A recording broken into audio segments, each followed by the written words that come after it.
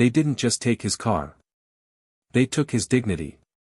They stripped him of his rights, humiliated him, and left him standing in the cold, watching the flames consume everything he had built. It started like any other day. He parked his sleek black sedan in his reserved spot, right outside the courthouse where he worked. The polished silver emblem on the front gleamed under the morning sun, a car that symbolized years of hard work, sacrifice, and relentless pursuit of justice. He stepped out, briefcase in hand, ready to begin another long day. He had no idea that within minutes, his life was about to be turned upside down. The two officers approached him with slow, deliberate steps, their faces void of any real concern, just amusement, as if they were about to toy with something beneath them. One leaned against the car, tapping on the roof as he let out a low whistle. "Nice ride for someone like you. You sure this is yours?" A familiar feeling crept up his spine. The same feeling he had fought against his entire life. The weight of being questioned, the unspoken assumption that he didn't belong. But today, it wasn't just an inconvenience. It was about to turn into something far worse. "Show me the registration," the officer barked, his hand resting on his holster as if the simple act of existing in that parking lot was a crime. He sighed, reaching into his pocket with careful, deliberate movements. He had been through this routine before: keep your hands visible, don't move too fast, don't give them a reason. He handed over his ID and registration, watching as the officer scanned it without even reading it. "This ain't enough," the second cop sneered, snatching the papers away. "Where'd you steal this from?" His stomach tightened, but he kept his voice even. "I didn't steal anything. That's my car. My name is on that registration." The first officer chuckled, shaking his head. "Yeah. And I'm the damn president. Look, man, you don't belong in a car like this. People like you either sell dope or steal. So which one is it?" Heat rose to his face, but he knew better than to argue. He had seen men who looked like him get shot for less. So, he did what he always did, he tried to reason.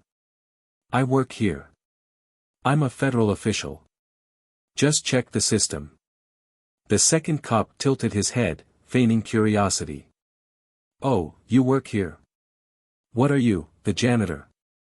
The laughter between them was sharp, filled with cruelty. His fists clenched at his sides, his heart pounding against his ribs, but he stayed silent. Because silence was survival. The first officer took a step forward, his voice dropping into something more menacing. "See, we don't like liars. And we don't like attitude. So how about we teach you a little lesson about where you belong?" Before he could react, the second cop pulled a lighter from his pocket. The flame flickered for only a second before the officer flicked it off, just to see the fear in his eyes. "Bet this cost a fortune, huh? Must have taken you a lot of years to scam your way into something this nice." Then, as if it was the most casual decision in the world, the first officer pulled a canister from the trunk of their patrol car. The scent hit him before the realization did. Gasoline. His breath hitched. "What the hell are you doing?" But they didn't answer. They didn't have to. The sick grin on their faces said enough. One of them began pouring the liquid over the hood, the roof, the seats, soaking the leather, the documents inside, the photos of his family. "No, stop." He took a step forward, but the second officer slammed a hand against his chest, shoving him back. "You need to learn, boy. This ain't yours. This never should have been yours." The lighter flicked open again. A spark. A roar of flames. The heat surged so fast it was nearly blinding. The car was engulfed in seconds, the fire reflecting in their cold, amused eyes as they stood back, arms crossed, watching it burn. His car. His property. His identity. Gone. And as the fire crackled, as black smoke filled the air, one of them leaned in close, their voice dripping with mockery. "You should be thanking us. Now you know your place. They left him standing there. Just another nameless black man they thought they could erase, another story that no one would care about. But what they didn't know, what they couldn't know, was that the man they had just tried to humiliate wasn't just anyone. He was a federal judge. And their careers? Their futures? They had just set fire to those too. Because when the flames died down, when the embers turned to ash, he wasn't the one who had lost everything. They were. And they were about to find out just how much. Before we dive into today's powerful story, let's make one thing clear: Plow of Twist stands against all forms of racism and injustice. To every black viewer watching, you are valued, you are seen, and you deserve respect, dignity, and justice, always. This story is a reminder that power can be used for good, and that those who abuse it will face consequences. Stay strong, stay proud, and never stop fighting for what's right. Now, sit back and enjoy this emotional, gripping tale. And if you're new here, hit that subscribe button and turn on notifications so you never miss a twist. Let's get started. Here's your story. Marcus Carter had spent his entire life defying expectations. Raised in the heart of Baltimore, he grew up in a world that often tried to dictate his worth before he had a chance to define it himself. His mother, Evelyn, was a schoolteacher who worked tirelessly to ensure that he and his younger sister, Aisha, had the education and opportunities she had never been given. His father, Clarence, had been a steelworker, a man of few words but unshakable principles. The kind of man who believed in discipline, in self-respect, in fighting for what was right even when the odds were stacked against you. And from a young age, Marcus had learned that survival in a world that didn't see him as equal meant being twice as smart, twice as composed, twice as prepared. His brilliance had set him apart early on. While other kids in his neighborhood were pulled into the cycle of struggle, Marcus buried himself in books. Law had fascinated him, not just for the power it wielded but for the sense of justice it promised. He knew firsthand what it was like to be judged unfairly, to be seen as a threat before he ever opened his mouth. He had spent his youth watching his father be stopped by police for no reason other than driving home after a late shift, had seen his uncle get a longer sentence for a minor charge than a white man with a record twice as long. He knew the system wasn't built for men like him, and that was precisely why he was determined to change it from within. He worked relentlessly, earning a scholarship to Howard University, then pushing his way through Harvard Law. There had been obstacles, countless moments where he had been made to feel like he didn't belong, like he was an imposter in the halls of power. But he never let it stop him. Every dismissive look, every doubting professor, every client who hesitated before accepting his counsel only fueled his resolve. He climbed the ranks, first as a public defender, then as a prosecutor, and eventually, after years of hard work and an unblemished record, he was appointed as a federal judge. At just 41 years old, he was one of the youngest black federal judges in the country, a symbol of what was possible when talent met unshakable perseverance. His life was, by most accounts, everything he had fought for it to be. He had a home in one of the city's most prestigious neighborhoods, a reputation that commanded respect, and a career that put him in a position to make real, lasting change. But for all his accomplishments, Marcus had never been naive.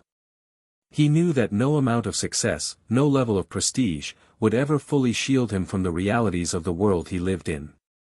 No matter how many legal victories he won, no matter how many laws he upheld, to some people, he would always just be another black man in a suit. That morning had felt like any other. The courthouse was already humming with activity by the time he pulled into the lot, his mind occupied with the high-profile case on his docket that day. It was a corruption trial, one that involved police officers accused of extortion and abuse of power. The kind of case that, over the years, had become all too familiar. He had spent his entire career navigating the delicate balance between upholding the law and exposing its flaws, but this case felt heavier, more personal. He had seen too many men like his father and his uncle suffer under the weight of unchecked authority, too many young men like the ones he had defended early in his career become casualties of a system that never gave them a chance. As he stepped out of his car, the crisp autumn air carried a sense of anticipation. He adjusted the cuffs of his tailored suit, his movements precise, practiced. His days were built on routine, order, structure, control. He was a man who had mastered the art of composure, who had learned long ago that the slightest misstep, the smallest hint of emotion, could be used against him. He had built his entire life on the principle that the best way to fight injustice was not with rage, but with excellence. He barely noticed the two officers approaching until they were close enough that he could feel their eyes on him. He had encountered countless officers throughout his career, had worked alongside those who believed in justice and had sentenced those who had betrayed it. But there was something about the way these two moved, the way they sized him up, that made his pulse tick up a notch. The first officer, a broad-shouldered man with a thick Boston accent, smirked as he rested a hand on his holster. "Hell of a car for someone like you," he mused, tapping a finger against the hood. "Must be nice." Marcus had been here before. The insinuation was clear. He kept his expression neutral, his voice even. "It is." The second officer, leaner, meaner looking, chuckled. "Yeah. You pay for this yourself, or did someone front you the cash?" There was no mistaking the tone. He had heard it his entire life, the thinly veiled disbelief that a black man could own something nice without it being the result of something illicit. He reached into his pocket, moving with the calculated slowness of someone who had long ago learned the rules of survival, and pulled out his ID and registration. "Everything's in order," he said, his voice calm but firm. The officer barely glanced at the documents before letting out a low whistle. "A judge, huh? Well, ain't that something?" Marcus held his ground, meeting the man's eyes. He could see it now, the flicker of resentment, of something deeper than just casual prejudice. This wasn't just about power. It was about humiliation. It was about control. The second officer snatched the documents from his partner's hands, flipping them over as if searching for some inconsistency. "Still don't sit right with me," he muttered. "Car like this in a place like this? Something ain't adding up." Marcus knew where this was going before they even reached for the gasoline. He knew that this wasn't about legality, wasn't about justice. It was about putting him in his place. And as the flames roared to life, licking up the sides of the vehicle that he had worked his entire life to afford, he stood there, fists clenched at his sides, the heat searing against his skin. They thought they had won. But what they didn't know, what they couldn't know, was that Marcus Carter was not the kind of man who let injustice go unanswered. And they were about to learn that the hard way. The smell of burnt leather and melted plastic still clung to the air as Marcus Carter stood in front of what used to be his car. The flames were long gone, reduced to a heap of blackened metal and twisted wreckage, but the anger burning inside him was just beginning to rise. The laughter of those officers still echoed in his mind, their smug expressions, the way they had stripped him of his dignity with nothing but a smirk and a match.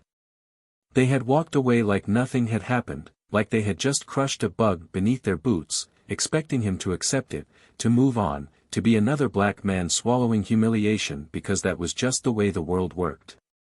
But they had made a fatal mistake. Marcus Carter was not just any man. He was a federal judge. And this? This was not something he would let go. He took a slow, measured breath, his mind already piecing together what needed to happen next. Every case he had ever ruled on, every corrupt officer he had ever sentenced, every legal loophole he had studied, it all came rushing back to him, like a sharpened blade finding its edge. This was not about revenge. This was about justice. And justice was something Marcus Carter knew how to deliver. The first step was control. He would not react emotionally. He would not be reckless. He had spent his entire career mastering the art of strategy, of patience, of precision. That was how he had gotten this far. That was how he would bring them down. His phone buzzed in his pocket, and he pulled it out, his grip tightening when he saw the name on the screen. Jonathan Hale. Hale was a U.S. attorney, one of the few men in law enforcement Marcus actually respected. More importantly, he was someone who took corruption seriously. If there was anyone who could help him turn this into something bigger than just a personal vendetta, it was him. Marcus answered, keeping his voice steady. "Hale." There was a brief pause before the voice on the other end spoke, laced with concern. "Marcus.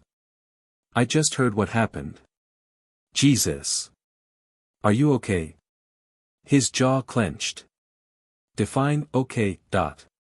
Another pause. Then a sigh. "Look, I know you. I know how your mind works. Tell me you're not about to do something reckless." Marcus exhaled slowly, staring at the smoldering remains in front of him. "I'm about to do something right." Silence. "Then, talk to me." He turned away from the wreckage, already walking toward the courthouse steps, his steps measured, controlled. This wasn't just a hate crime, Jonathan. It wasn't just some rogue officers getting off on power. These men knew exactly what they were doing. They burned my car in front of a federal building. In front of my workplace. They wanted to send a message. What they don't realize is that they just sent the wrong message to the wrong man. A sharp breath from the other end. "You want to go after them?" Marcus's voice was cold. "I want to end them." Hale cursed under his breath. "All right. Let's assume I'm on board. What do we have? Footage? Witnesses?" Marcus's fingers tightened around his phone. "Not enough. They were careful. No cameras had a direct angle. Witnesses will be afraid to testify, and you and I both know how these cases go. We need more than just my word." Hale's voice darkened. "We need leverage." A slow smirk curled at the corner of Marcus's mouth. Exactly. He already had a plan forming. He knew these men. He had spent his career sentencing their kind. Officers who thought their badges made them untouchable. Men who had learned how to play the system, who knew which buttons to press, which evidence to bury, which threats to make. The only way to take them down wasn't just to prove what they had done to him. It was to prove that this was only the tip of the iceberg. He wasn't just going to expose them. He was going to make sure they had nowhere to hide. By the time he reached his office, his mind was moving too fast to slow down. He pulled up every case tied to the precinct those officers belonged to. Every excessive force complaint, every mysteriously dropped charge, every case where a suspect had mysteriously disappeared after being taken into custody. Patterns emerged quickly. Names repeated. These men weren't just bullies with badges, they were part of something bigger. The knock at his door pulled him out of his thoughts. He looked up as his assistant, Danielle, stepped inside, her expression tense. "Judge Carter. There's someone here to see you." His brow furrowed. "Who?" She hesitated. "Chief Larson." The name sent a ripple of something sharp through Marcus's chest. Larson. The man in charge of the precinct where those officers worked. The man who had let them run unchecked for years. His pulse remained steady, but his mind sharpened. If Larson was here, that meant they knew. That meant they were nervous. "Send him in." Danielle nodded and stepped aside. Chief Larson walked in with the casual confidence of a man who had spent his entire life believing he was above consequences. He was older, in his mid-50s, his graying hair neatly combed, his uniform crisp, his badge gleaming. A man who had seen countless scandals and had always come out clean. He didn't sit. He didn't offer a handshake. Instead, he let out a sigh, shaking his head as if this was all some unfortunate misunderstanding. "Judge Carter." Marcus leaned back in his chair, lacing his fingers together. "Chief Larson." A brief pause. Then Larson exhaled, his voice adopting a tone of forced civility. "I heard about the incident. Unfortunate situation. We're looking into it. Marcus let the silence stretch between them. Then, his voice was razor-sharp. Are you? Larson's eyes narrowed slightly. Of course. The department takes these things very seriously. Marcus tilted his head. Interesting. Because from where I'm sitting, it doesn't seem like your department takes much seriously at all. Except, of course, keeping men like those officers protected. A flicker of something, annoyance, maybe, passed through Larson's expression, but it was gone just as quickly. Look, I understand you're upset. I would be too.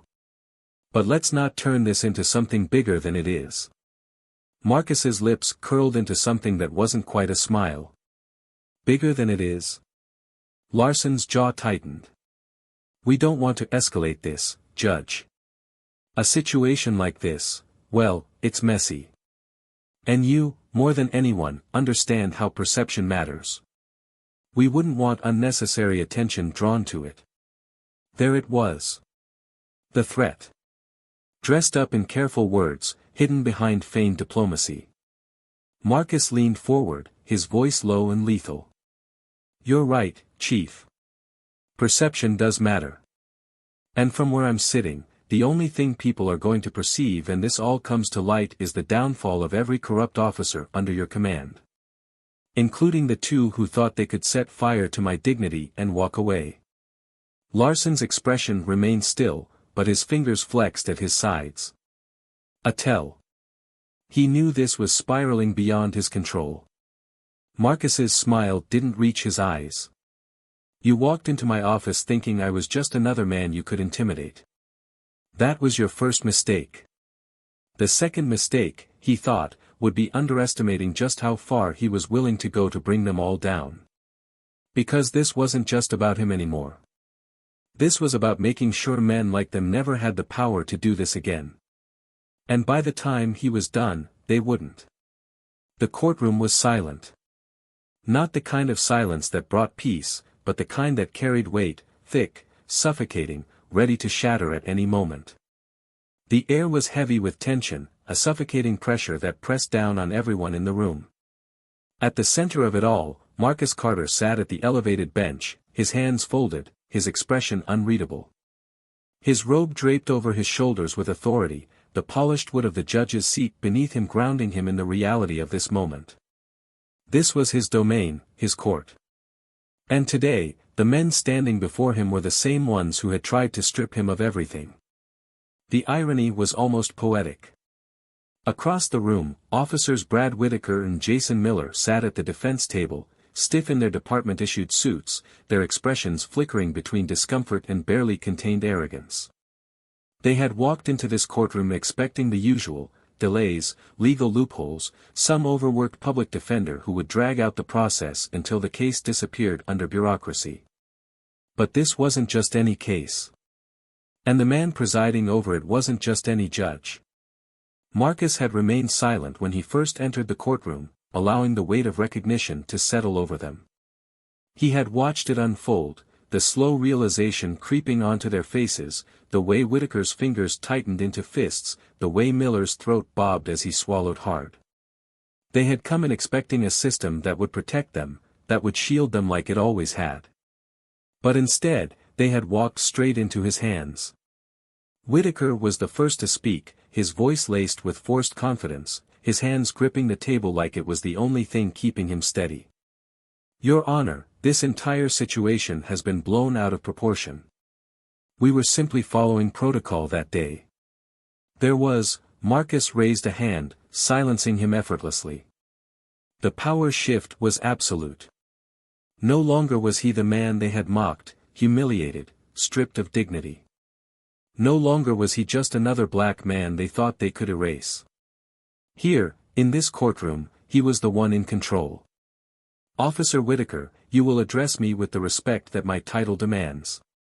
You may have forgotten who I am outside of this courtroom, but in here, you have no choice but to acknowledge it. Is that understood? A pause. Whitaker clenched his jaw, the muscles in his face twitching with barely concealed frustration. But he nodded. Yes, Your Honor. Marcus let the words settle before shifting his gaze to Miller. The man looked smaller now, his usual bravado dimmed by the cold reality pressing against him. "And you, Officer Miller? Do you understand exactly where you are right now?" Miller's lips parted, but no words came at first. His confidence was cracking, the weight of the situation settling in his gut like a rock. "Yes. Your Honor." "Good." Marcus leaned forward slightly, his fingers tapping against the wood. "Because I want you both to be very clear about what's happening here today. This is not a procedural matter. This is not something that will disappear with a few well-placed favors. The crimes you are being charged with, police misconduct, abuse of power, destruction of personal property, hate crimes, are not minor offenses. The evidence against you is overwhelming. Your own department has distanced itself from you. And no one is coming to save you." A heavy silence followed. The realization was setting in. The system they had relied on for so long to protect them was now the very thing turning against them.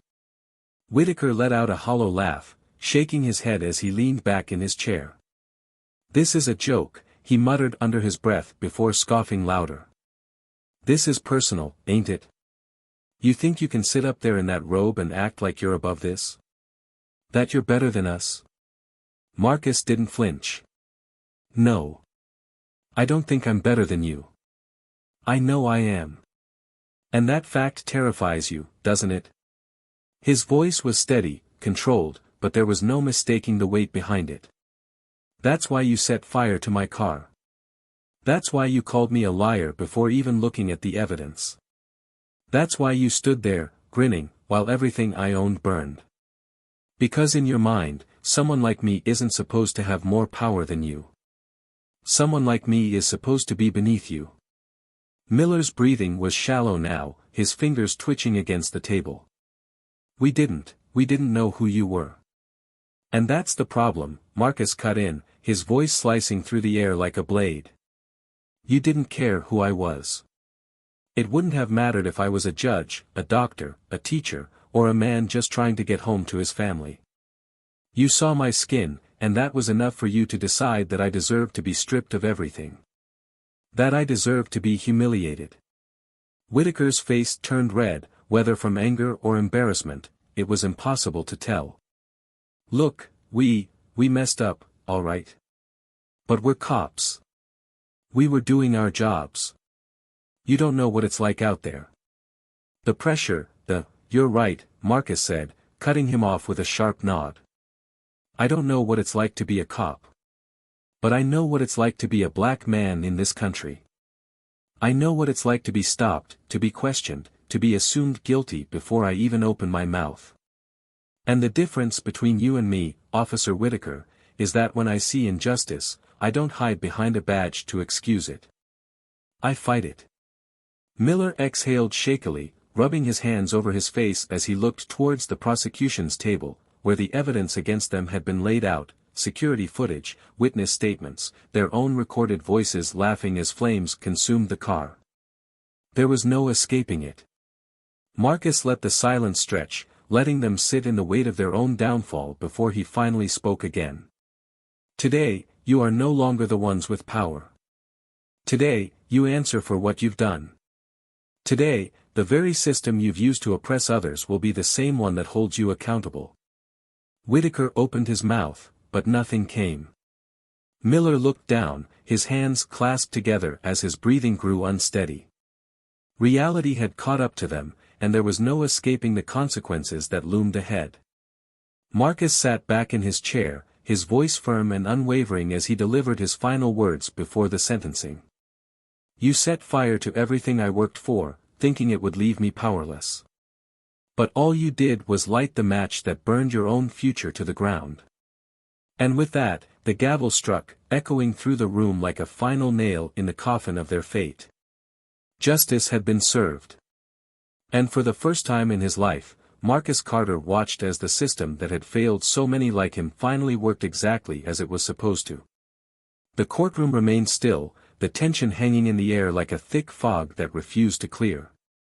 Marcus let the silence do its work, watching the weight of reality sink into Whitaker and Miller's expressions. The arrogance that had once dripped from their voices, the entitlement they had worn like a badge of honor, was gone. All that was left now was the unmistakable look of men who had finally understood that their world had changed forever. Whitaker shifted in his seat, his jaw tight, his fingers gripping the table as if it were the last thing keeping him tethered to any sense of control. His entire body was rigid, like a man on the verge of breaking but refusing to let anyone see it. His voice, when he finally spoke, was hoarse, laced with something he would never dare call fear. "This isn't justice. This is personal." Marcus didn't blink. He had expected this. Men like Whitaker never accepted responsibility, never truly believed they had done wrong. To them, justice only existed when it served their interests. The moment it turned against them, it became unfair, a conspiracy, a personal vendetta. He had seen it time and time again. He leaned forward, his voice measured, controlled. "Personal? You want to talk about personal?" He let out a low breath, shaking his head. "You took everything from me that night. You reduced me to nothing more than a target for your amusement. You looked me in the eye and told me I didn't belong, that I wasn't worthy of what I had earned. You laughed as you watched the flames eat away at my car, my property, my dignity. And now, when you finally have to face consequences, when the system you relied on is no longer in your favor, you want to talk about fairness?" Miller exhaled sharply, running a hand over his face as he avoided Marcus's gaze. His breathing was uneven, his eyes darting between the prosecution table and the evidence against them. His voice was barely above a whisper when he finally spoke. "We didn't know. We didn't realize who you were." Marcus's gaze locked onto him, unwavering. "That's the point, Officer Miller. It shouldn't have mattered. It shouldn't have taken you knowing my title, my credentials, my status, for you to think twice about what you did.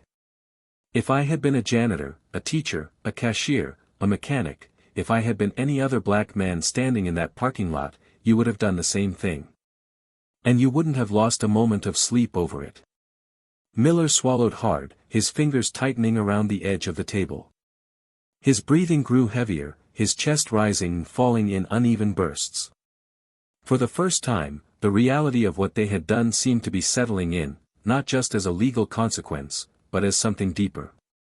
Something that twisted in his gut, something that he couldn't shake.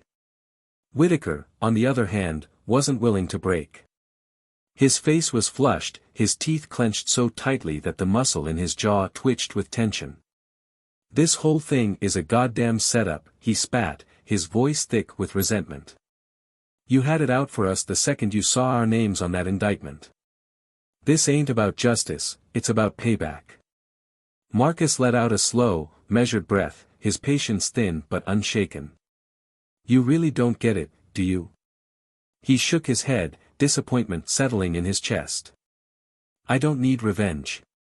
I don't need to manipulate the system to make sure you face consequences. Because the truth is, you did this to yourselves. You walked into that parking lot that night with every ounce of power in your hands. You had a choice. You could have done your job. You could have checked my ID, seen that everything was in order, and let me go. But that wasn't enough for you. You wanted to prove something. You wanted to remind me of where you think I belong. But now, look where you are." A tense silence followed, thick and suffocating. Whitaker's fists clenched, his entire body rigid as if he were barely holding himself together. His nostrils flared, his jaw working as though he were biting back words that threatened to spill out. Miller's voice cut through the silence, strained and low. "How bad is it?" His question wasn't directed at anyone in particular, but the answer was obvious. Marcus tilted his head slightly, studying them for a long moment before answering. "You've been abandoned. Your precinct threw you to the wolves the second they realized this case wasn't going to disappear. Your fellow officers distanced themselves, made sure to emphasize that you acted alone. The union? They aren't wasting resources on you. The system you relied on to protect you has decided you aren't worth the trouble. Miller inhaled sharply, his hands trembling against the table as his fingers curled into his palms. He looked sick, his skin pale, his forehead damp with sweat. He had spent his entire career believing that he was untouchable, that the shield on his chest made him invincible. But now, stripped of that protection, he was just another man facing the full weight of the law. And the worst part? There was no one left to save him. Whitaker's rage boiled over. His chair scraped against the floor as he leaned forward, his voice low and venomous. "This is bullshit," he growled. "We've done worse and walked away clean. What makes you think this time's any different?" Marcus didn't flinch. He simply met Whitaker's gaze, unshaken. "Because this time, the law isn't on your side." Another beat of silence. Miller exhaled, his shoulders slumping. "So what happens now?" His voice was barely above a whisper. Marcus straightened, his expression unreadable. "Now." His voice was steady, firm. "Now, you face the same system you've abused for years. Now, you learn what it means to be held accountable." The weight of those words settled between them, thick and final. Miller swallowed hard, his gaze dropping to the table. Whitaker, for all his bravado, had nothing left to say. Marcus took one last look at them, at the men who had once stood over him, convinced of their own superiority. They had thought they were untouchable. That their badge gave them immunity. That their power would always shield them. But power was a fragile thing, and they had wielded theirs carelessly, recklessly. And now, it had turned against them. He rose from his seat, his gaze unwavering. "Court is adjourned." The gavel came down, the sound echoing through the room like the final nail in their coffin. Justice had been served. And for the first time, Marcus Carter knew, without a shadow of a doubt, that the world had changed. Maybe not entirely. Maybe not overnight. But today, in this courtroom, something had shifted. And there was no going back. The courtroom had emptied, leaving only echoes of what had just unfolded.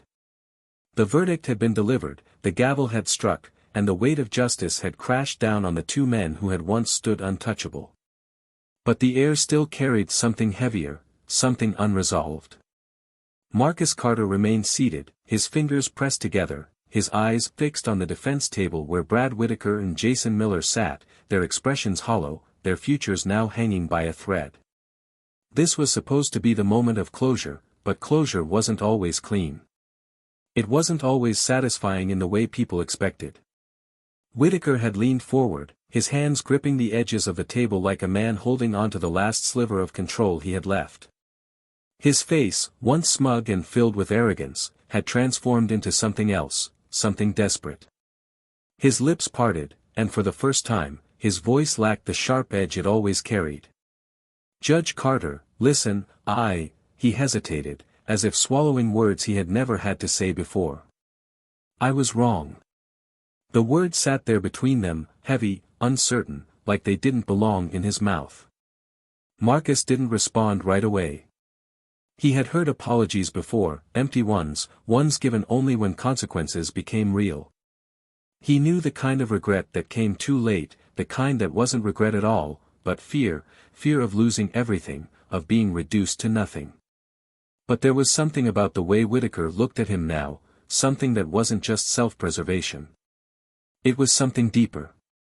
Miller exhaled sharply, rubbing his hands over his face, his entire posture deflated. "We didn't think it would get this far. We didn't think you'd actually do this." His voice cracked on the last word, and Marcus could hear it, the disbelief, the way the ground beneath him had completely shattered. Marcus tilted his head slightly, his gaze steady. "You thought I would just let it go?" Neither of them answered, but they didn't have to. The truth was laid bare in the silence.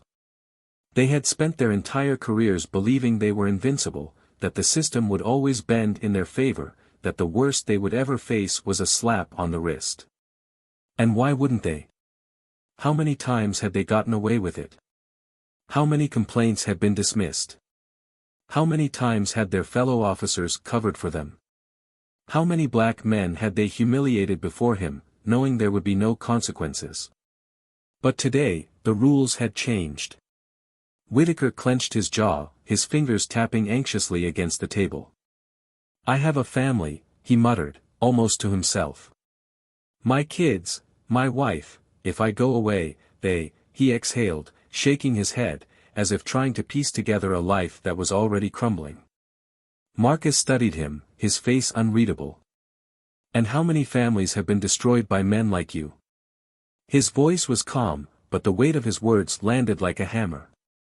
"How many fathers lost their jobs because they were wrongfully accused? How many sons never made it home because an officer decided they looked suspicious? How many black men stood exactly where you are now, begging for a justice that never came?" Whitaker's breathing turned shallow, his fingers flexing like he wanted to grab something, anything, to hold on to. But there was nothing. I'm not that bad," he stammered, his voice barely above a whisper. "I'm not a monster."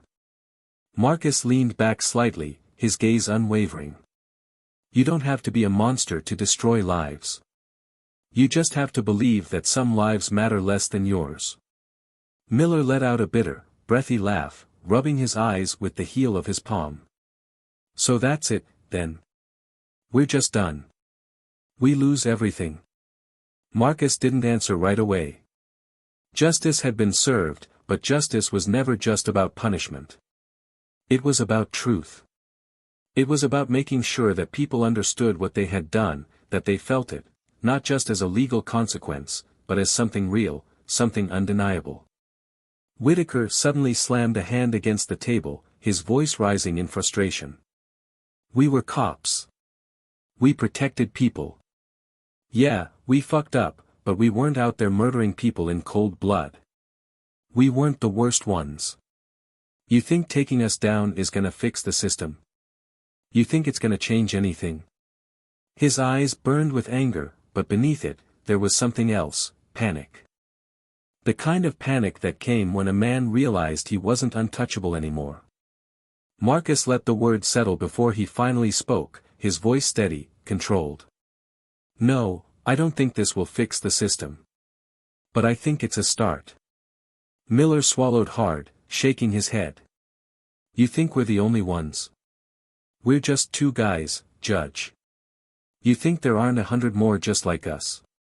1,000? We were just doing what everyone else does." Marcus's stare cut through him. "And that's exactly why you're here. Because as long as men like you believe that everyone else does it, nothing changes. As long as men like you hide behind the excuse that it's just the way things are, nothing gets better. But today, you answer for it." The silence stretched, thick and suffocating. Whitaker sat back, rubbing a hand over his face. "And what about you?" His voice was lower now, more measured. "What does this make you?" Marcus's eyes narrowed slightly. "What do you mean?" Whitaker gestured around the courtroom, his lips twisting into something almost like a smirk, but there was no real amusement in it. "You wanted this. You wanted to see us sitting here, humiliated, ruined, just like we humiliated you. This isn't just about justice for you, is it? It's personal." Marcus's jaw tightened slightly. "Justice is always personal." Whitaker leaned forward slightly, his expression unreadable. "So what now, Judge? You send us away, make an example out of us, and then what? Do you sleep better at night? Do you walk out of here feeling like you made the world a better place?" Marcus didn't answer. Because that was the thing about justice, it was never neat, never as simple as people wanted it to be. The system had worked today, but it didn't erase what had happened. It didn't erase the rage, the humiliation, the scars left behind. And it didn't erase the fact that somewhere, in another city, in another courtroom, there would be another case just like this. Another man who thought he was untouchable. Another black man who would have to decide whether to fight back or let it go. Whitaker shook his head, letting out a bitter breath. You want us to rot, huh? He forced a dry chuckle. Well, congratulations. You got what you wanted. Marcus finally met his gaze, and for the first time, there was something softer there, not forgiveness, but something else. Something that even he couldn't name. No, he said quietly. I got what you deserved. Whitaker's smirk faltered. Miller stared down at his hands, saying nothing. Justice had been served. But justice was never simple. And the world kept turning. The weight of the moment lingered long after the courtroom had emptied, leaving behind only Marcus, the echoes of his own thoughts, and the undeniable gravity of what had just transpired. He had spent years in courtrooms, years listening to the slow, mechanical churn of justice, years understanding that no ruling could ever truly erase what had been done. But this time, it was different. This time, the fight had been his. The verdict had been clear, the sentence inevitable, yet the victory felt incomplete. He sat there, staring at the polished wood of his bench, the same one where he had presided over countless cases, the same one that had given him authority, respect, and power, the very things Whitaker and Miller had tried to strip from him. But justice wasn't about personal satisfaction. It wasn't about revenge. And yet, there was something unsettling in the way Whitaker's words still echoed in his head. And what about you? What does this make you? It was a question he wasn't prepared to answer. The door creaked open, and the sound of approaching footsteps pulled him from his thoughts. His clerk, Vanessa, stood at the entrance, a cautious expression on her face. She had been with him for years, long enough to read him, long enough to know when something had shaken him more than he wanted to admit. They're gone, she said softly. Transferred to county for processing. Marcus nodded but didn't respond immediately. The quiet stretched between them until she sighed, stepping closer. You did the right thing. He let out a slow breath, his fingers tapping lightly against the wood. Did I? She blinked at him, surprised. Of course, you did. They deserved everything that happened today. He exhaled, rubbing a hand over his face. Deserved, he murmured, tasting the word. I keep telling myself that, but I keep hearing Whitaker's voice in my head. Like he was trying to turn this into some kind of moral argument. Like I was no different from them. Vanessa's expression hardened. No. Don't do that. Don't let them twist this. They weren't victims, Marcus. They weren't men who made an honest mistake. They were racists, abusers, men who believed they had the right to destroy without consequence. And today, they faced consequence. That's justice. That's what you fight for. Marcus studied her, seeing the fire in her eyes, the same fire he had carried for so long. And yet, something gnawed at him. But did I fight for justice? Or did I fight for myself? Her brows furrowed. What are you saying? He leaned back in his chair, exhaling slowly. I had options, Vanessa. I could have let the DA handle it quietly. I could have stepped back and trusted the system I claimed to believe in. Instead, I wanted to be the one to bring them down. I wanted to be the one to make them answer to me. Maybe justice and personal revenge aligned this time, but does that mean I was any better than them? Vanessa folded her arms, tilting her head. Let me ask you something. If it hadn't been you, if it had been someone else, another black man, someone without your power, your platform, do you think those cops would have faced justice? Or do you think they'd still be walking free, waiting for the next person to humiliate? Marcus didn't answer right away. He knew the truth. He had seen it too many times before, had watched case after case be buried, dismissed, ignored. How many men like Whitaker and Miller had walked away clean after destroying lives? How many times had the system looked the other way? Vanessa stepped closer, lowering her voice. You didn't rig the system, Marcus. You didn't twist the truth. You presented the facts, and they condemned themselves. Don't let guilt steal this moment from you. He nodded slowly, absorbing her words. But as much as they made sense, the conflict still churned inside him. He had spent his whole life believing that justice was supposed to be impartial, that it wasn't supposed to be personal. But today had been deeply personal. The door opened again, and this time, it was Isaiah Coleman, his closest friend and mentor, a retired judge who had been one of the few men Marcus had ever truly trusted. Isaiah had been the one who first told him that justice wasn't about neutrality, it was about truth. And now, he stood in the doorway, watching Marcus with knowing eyes.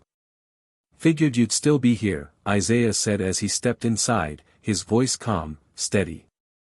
Marcus gestured for him to sit, rubbing his temples. "Tell me I did the right thing." Isaiah lowered himself into the chair across from him, folding his hands over his knee. "Does it matter if I say it? You're the one questioning it." Marcus sighed.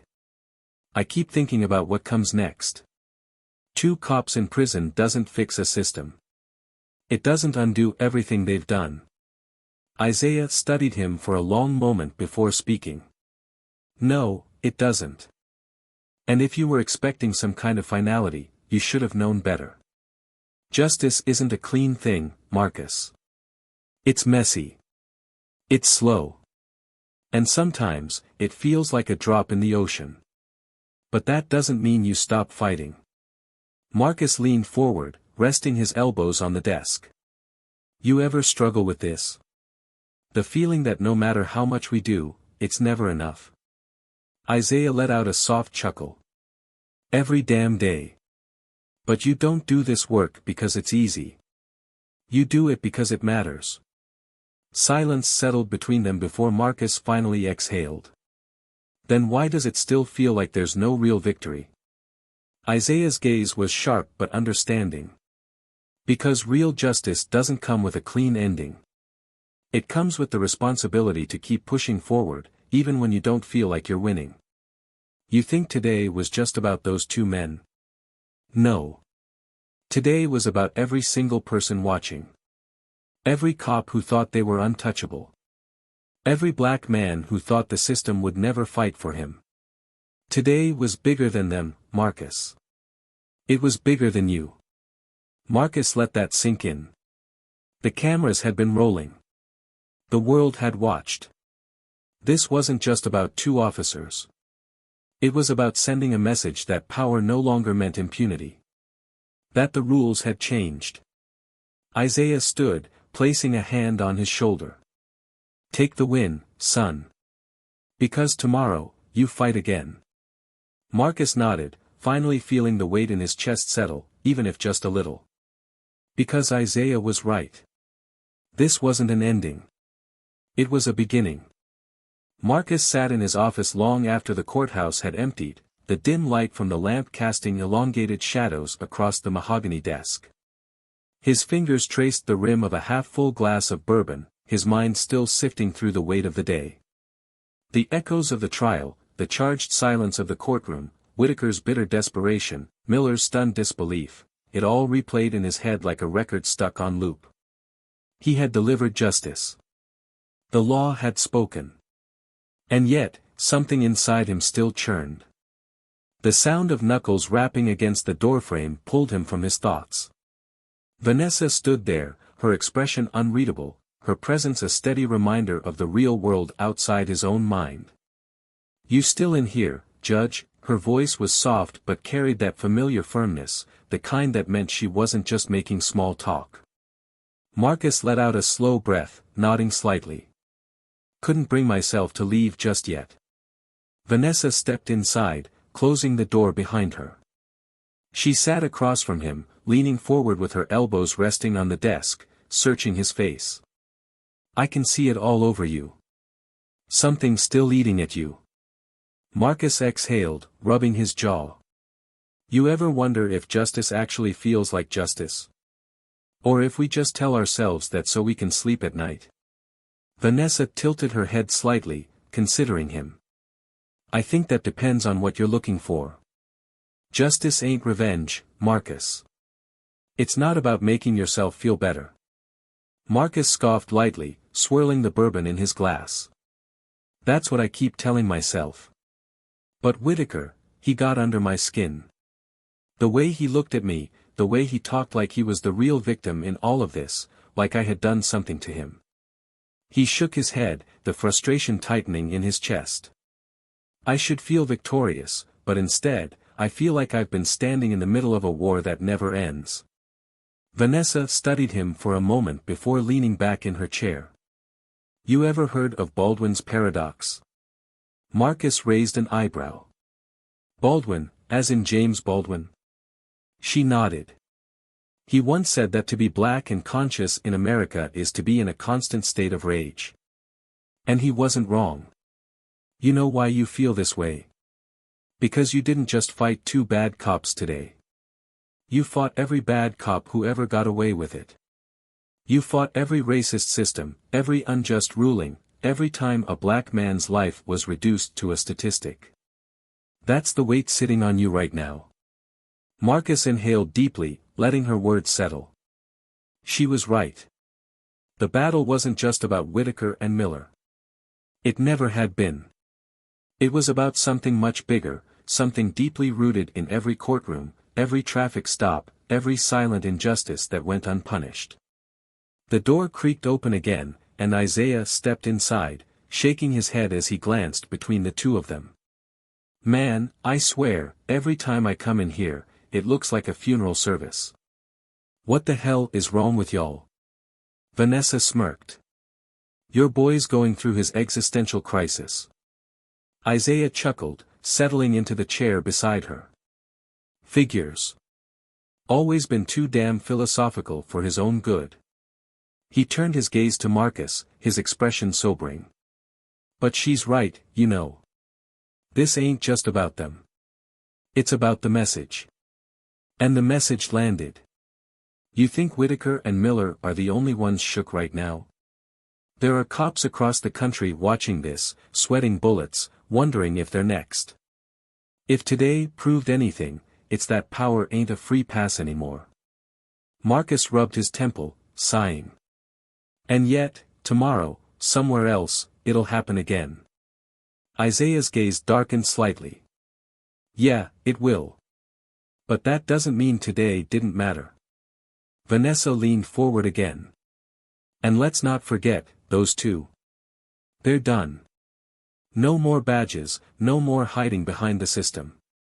They'll be sitting in a cell, facing the same justice they denied to so many others. Marcus let his eyes drift to the window, watching the city stretch beyond the glass. You ever think they'll actually reflect on it? On what they did? Isaiah let out a deep breath, scratching his beard. Does it matter? You didn't fight for them to have a damn epiphany. You fought so they couldn't do it again. Whether they learn from it or not. That's their burden to carry now. Vanessa nodded. But if you ask me, men like them don't really understand until it happens to them. Until the world stops making excuses for them. Until they become the thing they once laughed at. Marcus tilted his glass slightly, watching the liquid swirl. And what if it doesn't change them? What if they walk out of prison one day still believing they were the victims? Isaiah gave a dry laugh. Then they'll rot in a different kind of prison, the kind where the world has moved on without them. You think those badges come back? You think the respect they had in their circles remains? No. They're tainted. Every door they thought would open for them will slam shut. And that, he gestured with his hand, that is a lifetime sentence. Marcus sat with that for a moment. He had been so focused on the trial, on the legal ramifications, that he hadn't considered the aftermath in its entirety. Justice wasn't just the verdict, it was the fallout, the exile, the weight of being branded as the very thing they had never imagined they could become. The system had protected them for years, but now, it had spit them out, left them to fend for themselves in a world that no longer saw them as untouchable. Vanessa stretched her arms over her head, standing up. So. Are you done wallowing, or should we dim the lights and get you a violin? Marcus chuckled despite himself. I get the message. She smirked. Good. Because last I checked, you still have a job. You're still a judge. And there's still a hell of a lot more work to do. Isaiah stood up beside her, adjusting his jacket. She's right, you know. This ain't the end of the road. You said it yourself, it's gonna happen again. And when it does, someone needs to be in the right seat to handle it. Marcus exhaled, setting his glass down as he slowly stood. The weight in his chest hadn't fully lifted, but it had shifted. It no longer felt like a burden, it felt like purpose. The battle wasn't over. It never would be. But today had been a step forward, a reminder that change wasn't impossible. As he grabbed his coat and turned off the desk lamp, Vanessa smirked. By the way, tomorrow's docket is stacked. Hope you got this whole moral crisis thing out of your system. Marcus shook his head, chuckling. No promises. Isaiah patted his shoulder. One fight at a time, son. One fight at a time. And with that, they stepped out into the night, into a world that was still far from perfect, but one that, after today, had shifted just a little. The months passed, but the weight of that courtroom never fully faded. The case had sent ripples through the city, then the country. The headlines had told the world what had happened, but what they hadn't captured was the aftermath, the way everything had shifted, for everyone involved. Justice had been served, but the consequences had only just begun. For Brad Whitaker and Jason Miller, the fall had been swift and absolute. Their names had become synonymous with corruption, their faces plastered across every news outlet, their former colleagues scrambling to distance themselves. Whatever connections they had once relied on evaporated overnight. Appeals were filed, desperate attempts were made to reduce their sentences, but none of it mattered. The evidence had been airtight, the charges undeniable. They were sentenced to 20 years, with no possibility of parole for at least 15. And perhaps worse than the prison bars themselves was the realization that the system they had once used to protect themselves had now discarded them like trash. They were no longer officers. No longer powerful. No longer feared. Inside prison, their reality was harsher than they could have ever imagined. The same uniform they had once worn with pride was now a distant memory, replaced by the standard orange jumpsuit.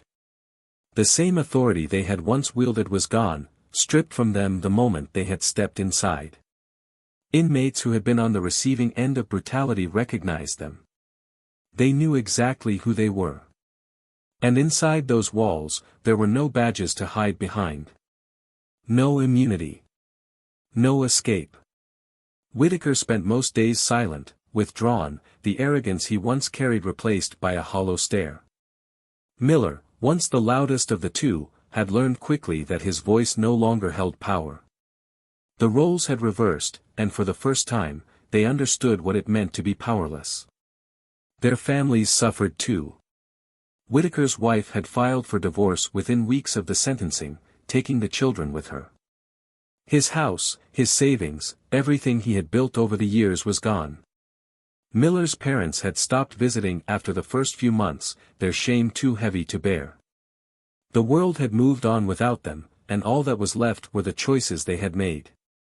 Marcus Carter, on the other hand, had never been more respected. The case had elevated him beyond the walls of his courtroom, turning him into a symbol of accountability. He was invited to panels, to interviews, to discussions on systemic reform. His name became a beacon for those who had spent years believing that justice was an illusion. And while he had never sought fame, he understood the power of visibility. If his presence in this position meant that more men like Whitaker and Miller would be held accountable in the future, then so be it. But his greatest victory wasn't in the press or in the recognition. It was in the quiet changes that began to unfold. Police departments across the state began revisiting old cases, re-evaluating internal policies. More officers were being investigated for abuses of power. Conversations that had long been dismissed were now being taken seriously. The battle wasn't over, he knew that, but for the first time, there was momentum. One evening, months after the trial, Marcus found himself sitting in his car outside a familiar place, the courthouse parking lot, the same one where everything had begun. He hadn't meant to stop here, but something had pulled him back. The space where his car had once burned was now repaved, unmarked, just another part of the city. But he remembered. He could still see the flames in his mind, still hear the laughter of the men who had tried to reduce him to nothing. And yet, here he was. Stronger. Still standing. His phone buzzed, pulling him from his thoughts. A message from Vanessa. Tomorrow's docket is full. No rest for the righteous. He smirked, shaking his head. She was right. There was still work to do. As he pulled away from the parking lot, he didn't look back. Because the past didn't define him. The fight wasn't behind him. It was ahead. Now, let's talk about justice. What does it really mean? Is it simply about punishment? Is it about making sure those who do wrong suffer the same fate they inflicted on others? Or is it about something deeper, about setting a precedent, about ensuring that those who once believed they were untouchable finally understand what it means to be held accountable? Today's story wasn't just about two corrupt officers. It was about a system that, for too long, has allowed people like them to walk free. It was about one man who refused to be a victim, who refused to let injustice go unanswered. But let me ask you, what would you have done? Would you have pursued justice the way Marcus did?